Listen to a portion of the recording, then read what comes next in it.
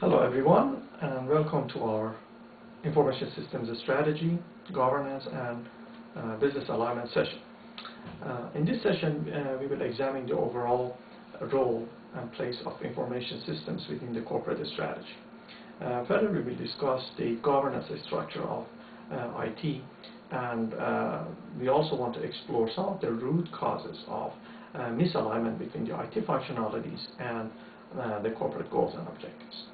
In previous sessions, we have discussed the IT and information system as a tool in the hands of the corporate executives and managers to achieve their goals and run their businesses. Some of you have given us examples, some good examples that this usage of IT and information system has not been very effective or efficient, and that essentially has caused to some of the misalignments between the IT and the business functionalities, which is very important. We want to discuss and explore that effect and phenomenon more within the corporation. And the way we start this session is by discussing an important article written by Nicholas Carr, who is a prominent professor within the Harvard Business School. Several years ago, he wrote an article titled IT Doesn't Matter, where he essentially argued that IT is a commodity, and everyone who has the money can just pay and buy the technology, deploy the technology, and essentially we should not be worried about it. Something that is so abundant and so available in the marketplace becomes a commodity and loses its strategic flavor, if you please. So he said, well, IT is no longer something strategic in the hands of the corporations. Just go buy it and don't worry about it. This actually had his article caused a lot of commotion within the marketplace. Some of the executives and managers within the corporations, in a form of self-fulfilling prophecy, jumped on the bandwagon and argued that this is something that we have all along said, that IT is simply not important. And now an academic joins the ranks and says the same thing. And there were a lot of discussions. Many articles, rebuttal articles have been written.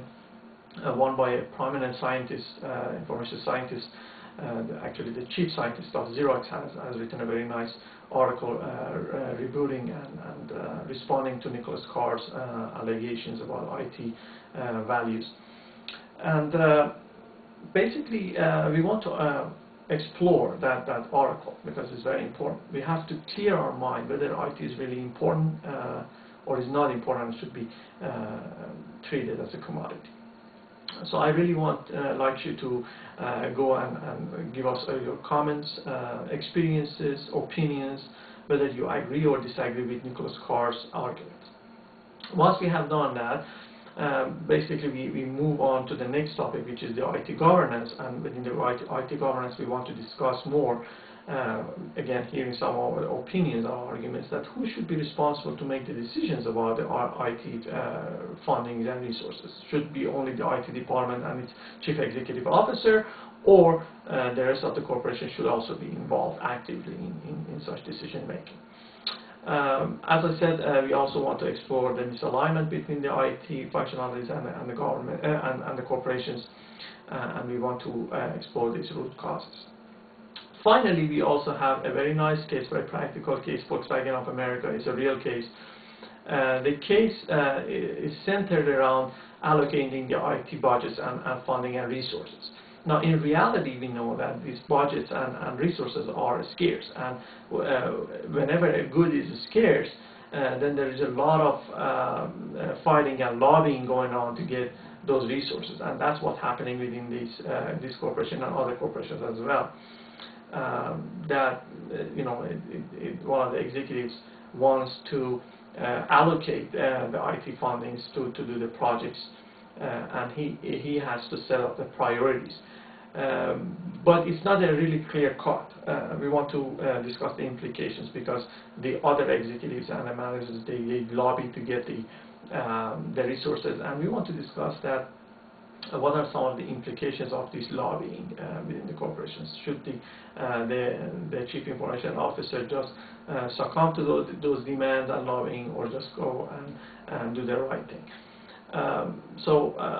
I hope that you share with us your opinions and experience as before, and I'm looking forward to learn from all of you, and a very productive session.